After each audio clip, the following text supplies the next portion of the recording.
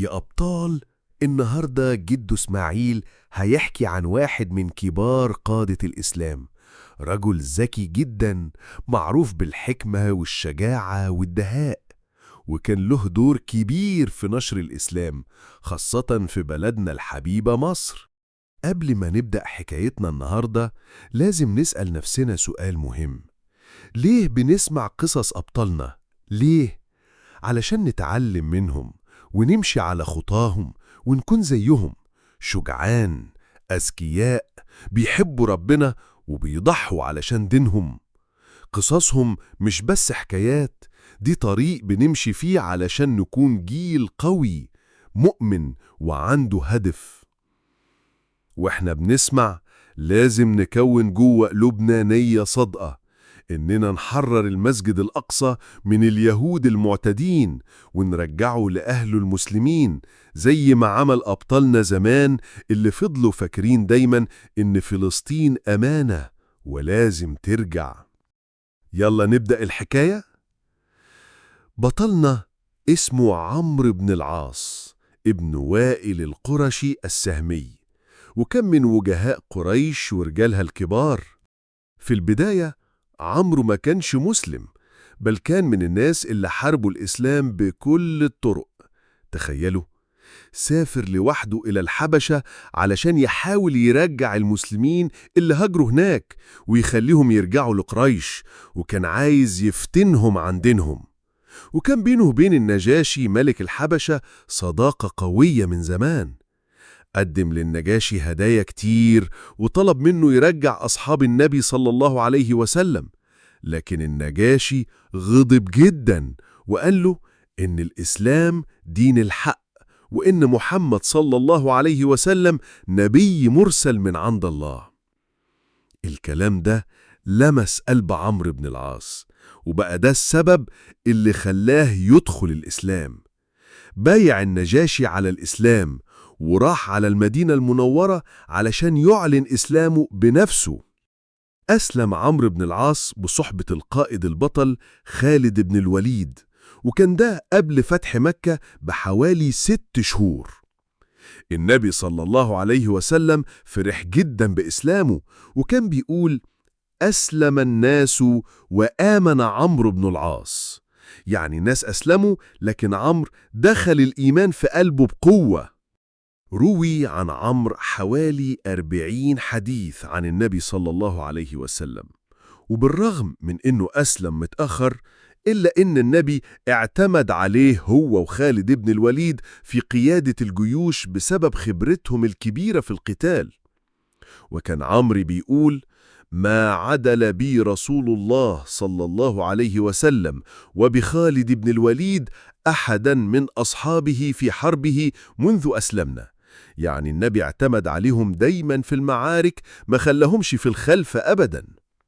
وفي مرة النبي عرض عليه يقود معركة وياخد من الغنائم، فوافق عمرو، بس مش علشان المال، لكن في سبيل الله. فقال له النبي صلى الله عليه وسلم: يا عمرو، نعم المال الصالح للمرء الصالح. يعني المال حلو لما يكون مع إنسان طيب وصالح زي عمرو. بعد كده النبي اختار عمرو لقيادة سرية اسمها ذات السلاسل، وعينه كمان والي على عمان قبل وفاته صلى الله عليه وسلم. وبعد وفاة النبي شارك عمرو في حروب الردة، وكان من كبار المجاهدين في زمن الخليفة أبو بكر الصديق. وفي زمن عمر بن الخطاب بقى من قادة الجهاد في الشام، وفتح فلسطين، وعمل صلح مع أهل حلب ومنجب وأنطاكيا. ولما تم فتح معظم أرض فلسطين، عينوا عمر بن الخطاب والي عليها.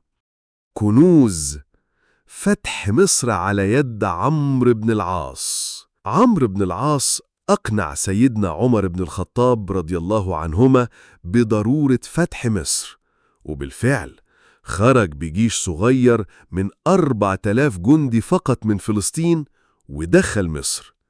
أول بلد فتحها كانت العريش، وده لأنها ما كانش فيها تحصين قوي ولا جيش كبير. وبعدها راح على الفرمة، وكانت مدينة حصينة جدا وحاصرها شهر كامل. وفتحها سنة 19 هجرياً. بعدها فتح بلبيس واحتاج مدد من سيدنا عمر، فبعت له 4000 مجاهد كمان، وكان القائد فيهم هو الزبير ابن العوام رضي الله عنه. وصل المدد لمنطقة عين شمس وصار عمرو لاستقبالهم، لكن قائد الروم اسمه تيودور جه بجيش من 20,000 جندي علشان يهزم المسلمين قبل ما يوصلهم المدد.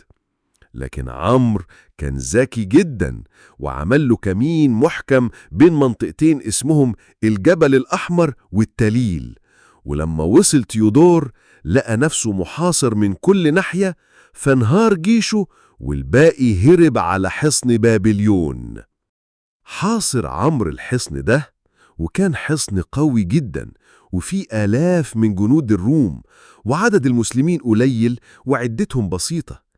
هنا ظهر البطل الزبير بن العوام رضي الله عنه، وقرر يغامر ويطلع على الحصن بسلم، وربط على راسه عصابة صفرة، وقال لهم لما تسمعوني بكبر كبروا كلكم. وفعلا طلع فوق وبدأ يقول الله أكبر، والمسلمين كلهم كبروا بصوت واحد، فخافوا الروم جدا وافتكروا إن المسلمين دخلوا الحصن من كل مكان، فانهاروا وفتح الزبير الباب والمسلمين دخلوا. القائد الرومي المقوقس خاف وطلب الصلح، ووافق عمرو. بعدها راح فتح الأسكندرية، وتم فتح مصر سنة 20 هجرياً. وأهل مصر كانوا فرحانين جدا لأنهم كانوا بيعانوا من ظلم الروم وضرايبهم، لكن لما سمعوا بعدل ورحمة المسلمين وقفوا معاهم وساعدوهم. وهكذا دخل الإسلام مصر وانتشر منها في شمال إفريقيا. صفحات وفاة عمرو بن العاص رضي الله عنه. مرض عمرو مرض الموت سنة 43 هجريا، وكان بيبكي من شدة خوفه من الله، وقال: لقد رأيتني وما أحد أشد بغضا لرسول الله صلى الله عليه وسلم مني، ولا أحب إلي أن أكون قد استمكنت منه فقتلته، فلو مت على تلك الحال لكنت من أهل النار.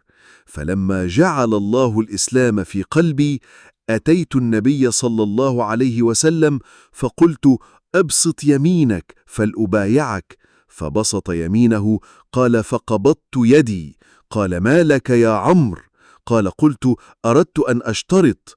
قال: تشترط بماذا؟ قلت: أن يغفر لي. قال: أما علمت أن الإسلام يهدم ما كان قبله، وأن الهجرة تهدم ما كان قبلها، وأن الحج يهدم ما كان قبله؟ وبعدها قال عمرو بن العاص: وما كان أحد أحب إلي من رسول الله صلى الله عليه وسلم ولا أجل في عيني منه، وما كنت أطيق أن أملأ عيني منه إجلالا له، ولو سئلت أن أصفه ما أطقت، لأنني لم أكن أملأ عيني منه، ولو مت على تلك الحال لرجوت أن أكون من أهل الجنة. ثم ولينا أشياء ما أدري ما حالي فيها، فإذا أنا مت فلا تصحبني نائحة ولا نار، فإذا دفنتموني فشنوا علي التراب شنا، أو أهيل علي التراب، ثم أقيم حول قبري قدر ما تنحر جزور ويقسم لحمها، حتى أستأنس بكم وأنظر ماذا أراجع به رسل ربي.